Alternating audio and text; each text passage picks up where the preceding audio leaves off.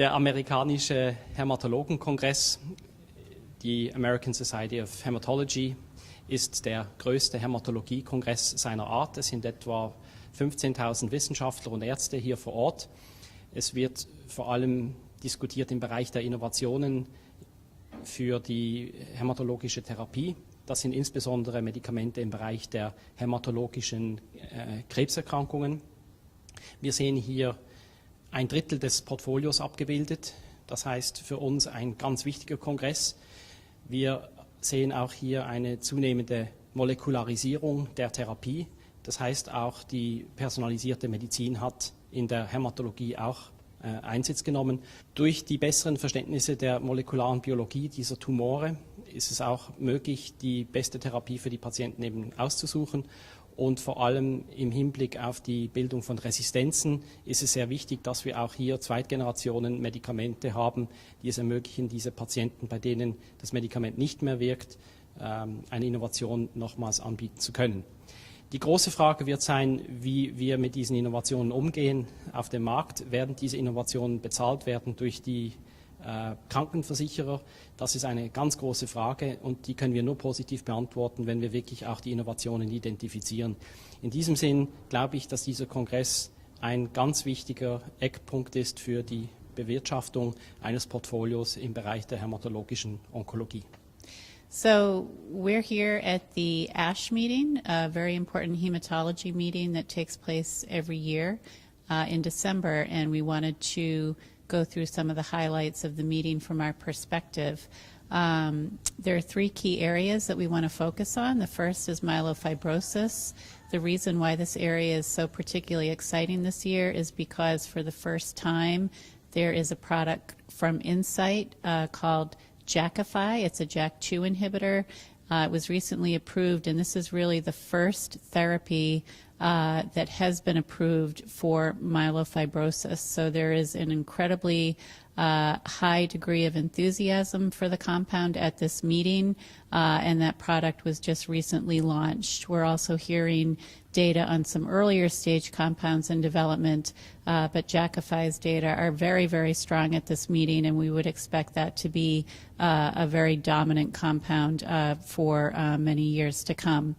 In terms of another therapeutic area, multiple myeloma, it's been a little bit of a quiet meeting. There haven't been any new earth-shattering data, but for companies like Celgene, there have been pretty important updates. If you remember last year at this meeting, there was quite amount of concern about Revlimid's ability to cause secondary malignancies in first-line patients. In speaking with physicians and in looking at data at this meeting, it appears that that concern has significantly diminished, and so that means that people are now focused on the phenomenal efficacy that's seen with that drug, and we expect first-line approvals to come in Europe and the U.S. sometime next year. There's also a lot of data on a number of novel agents for multiple myeloma, another drug from Celgene called pomalidomide. We see some additional data on that compound at the meeting today. We expect those to be very, very strong, and that could give Celgene another very good compound for this important disease. And then the last area that we'd like to highlight is CML. You know that there are drugs that are very effective in CML. However, there is an unmet need in that there is no drug to approve or to treat patients who are resistant to the currently approved drugs. And there is a new drug from Ariad called ponatinib. We saw data for the first time at this meeting showing that that drug works very, very well in patients who are resistant to the currently available drugs, and we're expecting that drug to be available for patients sometime next year.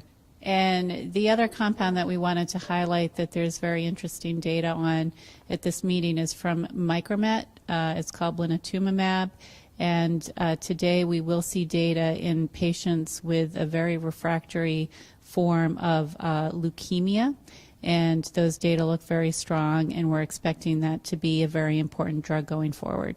So it's a great ASH for Celgene this year in 2011 for a lot of reasons. We've got some very interesting and exciting data updates that are being presented for Revlimid, for pomalidomide as well. So especially for Revlimid in the frontline setting, all of the in myeloma, all the data that you see coming out is really showing that the drug is great across all segments of myeloma patients, irrespective of age, irrespective of stem cell transplant or not. So lots of market opportunity, and we're looking very much forward to a frontline approval in Europe for the drug.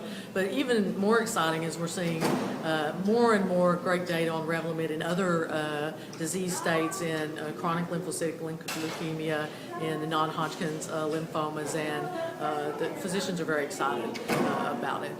Pomalidomide potential for accelerated approval is very exciting for us for relapsed refractory myeloma patients with a significant unmet medical need. And these products are really going to open up patient segments for Celgene across the world that we don't have access to today. So completely incremental opportunities for us. Then when we look out to 2012, there's just a lot of exciting things going on between frontline approval for Revlimid in Europe, accelerated approval possibilities for pomalidomide, continued development of that hematological pipeline. But then in solid tumors, we have Abraxane. We filed for non-small cell lung cancer in the U.S. We expect an approval for that new indication next year. And then we've got a lot of data coming out on Apremilast, our inflammation and immunology product for psoriasis and psoriatic arthritis and some other indications. So we've got a lot of fabulous momentum coming out of ASH, a lot of great momentum going into 2012, and looking forward to a wonderful year.